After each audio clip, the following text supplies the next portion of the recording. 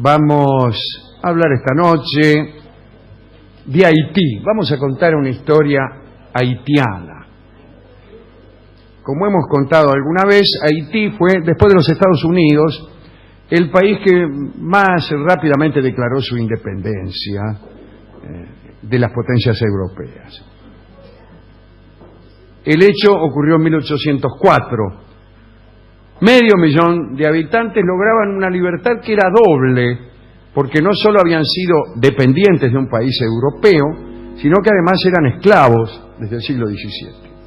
Como sabemos y hemos contado aquí, el héroe de aquella gesta fue Toussaint Louverture, quien, aunque derrotado por las tropas francesas, conducido a Francia y muerto allí, había guiado a su pueblo y a sus generales a la insurrección. Toussaint había sido trasladado a las mazmorras del castillo de Joux, donde, según las crónicas, los carceleros pusieron cuidadoso esmero en destruirlo. Pero a la muerte de Louverture, los problemas continuaron. En 1803, Napoleón anunció su intención de sostener la esclavitud. Otro revolucionario haitiano, Jean-Jacques Dessalines, nacido en Guinea y traído como esclavo, se sublevó y con la ayuda de Inglaterra expulsó a los franceses en enero de 1804. A partir de ese momento Haití se llamó Haití y se declaró república independiente. Dessalines se proclamó emperador con el nombre de Jean-Jacques I, lo cual es raro para una república, dirá usted. Bueno, puede ser. El gobierno de Jean-Jacques se caracterizó por la despiadada matanza que hizo de todos los blancos que se encontraban a su paso. Estableció también un principio constitucional, que era que ningún blanco podía ser propietario, en el supuesto de que quedara alguno. Esta curiosa ley se mantuvo hasta 1918, año en que las necesidades mercantiles, ¿no?, del país cambiaron. Dessalines intentó sin éxito invadir la franja vecina de la isla, que es la española la isla, ¿no? La zona de dominio español, que todavía no había logrado independizarse. Fracasó. A todo esto se sumaron otros sucesos y Jean-Jacques fue derrocado y luego asesinado. Y este asesinato fue planeado por un hombre que también era un viejo revolucionario de Toussaint Louverture. Y de él vamos a hablar hoy. Se llamaba Henri Christophe. Este era el año 1806. Henri Christophe había nacido en 1767, era un esclavo, hijo de negros del África Occidental. Después de combatir en Georgia durante la Guerra de la Independencia estadounidense, marchó a la Española. Allí se unió a los rebeldes negros y se hizo famoso en 1802 cuando Napoleón había mandado a Haití a uno de sus generales favoritos, a Leclerc, ¿no?, que estaba casado con la hermana de Napoleón, Paulina Bonaparte, de quien hemos hablado muchas veces, y de quien sabemos que marcaba 1.35 la milla. Bueno, lo mandaron a Leclerc a fin de doblegar la resistencia de los negros.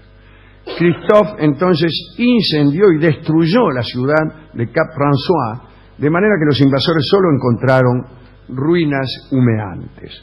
Christophe y sus hombres huyeron a la selva y a las montañas para proseguir la lucha.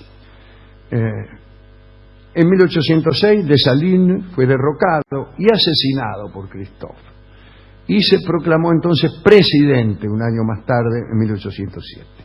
Hay que decir que daba vueltas en su cabeza la idea de proclamarse él también emperador, pero prefirió esperar.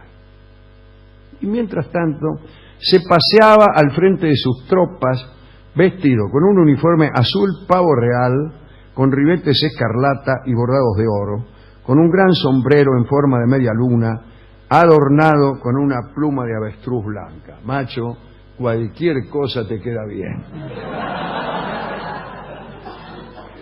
Ahora, Haití estaba en bancarrota y su riqueza, su única riqueza, consistía en la calabaza, o una de sus pocas riquezas, que servía para gran cantidad de usos. Una de las primeras medidas de Christophe fue decretar una ley que declaró propiedad del Estado todas las calabazas verdes. Estaba madurando una nueva cosecha y se enviaron soldados a todas las comunas a recolectarlas. Los campesinos no se opusieron. El caso es que el ejército recolectó 227.000 calabazas, no tantas después de todo, con las que el presidente formó el Tesoro Nacional y les confirió un valor determinado a cada unidad. Ahora bien, estaba la producción de café, que también era una riqueza de Haití, casi madura. Cuando los cultivadores llevaron los granos secos a la capital, Christophe los compró los granos, y pagó con calabazas, que para esa fecha se necesitaban en forma urgente. Y entonces revendió el café por oro a los comerciantes europeos. Y antes de que terminara el año, el Estado haitiano tenía en circulación una moneda de metal estable que circula hasta hoy y se llama courge, es decir, calabaza. En 1811, Christophe dijo, bueno, ya está, quiero ser rey. Y así fue.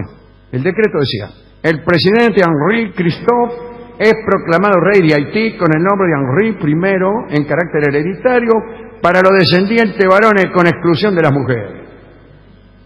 Henri no sabía escribir, pero aprendió su nombre y apellido para poder firmar los decretos. Aunque con trazos torpes, Henri I fue siempre escrito por su mano. El 2 de junio fue consagrado con una corona de oro puro, un cetro de piedras preciosas. La ceremonia se llevó a cabo en una catedral que recién habían construido, con la asistencia de la reciente nobleza que su majestad había creado. No puede ser rey sin tener una nobleza. Y había nombrado 4 príncipes, 8 duques, 22 condes, 37 varones y 40 caballeros. Como hemos contado alguna vez, entregó títulos de nobleza según el oficio del beneficiado, ¿no? O según también alguna característica personal. Por ejemplo, el dueño de la fábrica de jalea fue el duque de la mermelada. El propietario de los limonares fue el conde de la limonada. La lista de la nueva aristocracia tenía títulos sorprendentes que incluían también características personales, como he dicho. Así aparecieron el duque de las mejillas rosadas, el varón de la nariz o el varón de Saltrou, que es el varón del agujero sucio. El rey hizo construir un maravilloso palacio que llamó Sanssouci, y en la Cámara Real imitaba la del rey Luis XIV en Versalles. Parece que realizó una labor interesante, ordenó la economía, se ocupó de obras públicas, impuso un sistema educativo e instauró algunas normas de trabajo. En realidad esas normas de trabajo eran muy rígidas. Era el código Henri. Decía, todo haitiano está obligado a trabajar desde el amanecer hasta las 8 de la noche, con 2 horas de descanso al mediodía. Pero Henri era malo, además, porque a un campesino que ya había sido sorprendido 2 veces en una posición denigrante para la legislación, o sea, estaba durmiendo, ¿no?, en horas de trabajo. La holgazanería dentro de los horarios de trabajo era una falta grave. Y desde una colina cercana el rey lo había descubierto otra vez durmiendo con un catalejo de bronce. Él lo miraba, ¿eh? Entonces le apuntó con un cañón y le tiró. Ni le avisaron. Sí. Bueno, Henri I construyó 7 palacios, 15 castillos, y ahí se trabajaba tan activamente como en el resto del reino. Las exportaciones crecieron, azúcar, cacao, café, algodón. Los ingleses eran los principales beneficiarios, y el almirante, el famoso almirante Sir John Popham, visitó el país y fue conducido al Palacio Real en una carroza tirada por 12 caballos. Recibido por el rey, comió a su mesa en platos de oro, usó con creciente asombro unas servilletas de damasco bordadas con el escudo de armas de Haití, y al día siguiente le invitaron a ver un desfile militar. Veremos qué sucedió. El almirante se asustó, el almirante Popham, porque cada hombre del desfile medía 7 pies de altura y vestían espléndidos uniformes. Pero, además, marchaban con maravillosa precisión. Pero eso no era lo importante. Después de varias horas de desfile, Powhatan calculó que habían pasado frente a él no menos de 100.000 hombres. Un ejército para tener en cuenta. Cada compañía giraba, presentaba armas y descendía por una gran escalinata. En realidad todo era un truco de Henri I, porque a medida que cada pelotón se perdía de vista, los hombres rompían filas, se desviaban cuando iban por la mitad de la escalinata, llegaban rápidamente por un subterráneo a los cuarteles situados atrás de Sanssouci, y allí cambiaban de uniforme y aparecían de nuevo. Una calecita. Y por delante de Powhatan habían pasado 100 veces los mismos 1000 tipos. Cuando Napoleón regresó de Elba en 1815, le propuso a Henri una alianza, ofrecimiento que el rey rechazó con desdén. Las cosas habían cambiado. La corrupción se hizo ostensible, las normas de trabajo eran demasiado rígidas y el poder del rey parecía ser demasiado. Entonces comenzaron las conspiraciones. Y el capellán de la corte, un sacerdote francés de nombre Brel, fue descubierto en una conspiración, lo decapitaron. Pero bueno, al final Henri tuvo un ataque fulminante y quedó paralítico. Hubo un nuevo complot. El duque de la Mermelada, que había sido enviado a trabajar a una lejana fortaleza junto a criminales comunes, esto en castigo por haber sido sorprendido sin trabajar. Era lo peor que podías hacer, ¿no? Encabezó una asonada y rápidamente los mejores amigos de Henri lo abandonaron. Muy prudente, Henri llamó a su amigo Powhatan y le dio todo su tesoro y le dijo: deposítamelo en las arcas de Londres para resguardar a mi familia. La familia de Lugeon. Y un día de 1820, Henri Christophe I se pegó un tiro con una bala de oro. Y así terminó la historia de este rey, que fue el tercer mandatario que tuvo Haití, esta nación que todavía hoy arrastra tantas lágrimas. Hubo elecciones también en Haití el domingo pasado. También ahí. Bien, fuimos a la discoteca y el discotecario estaba durmiendo.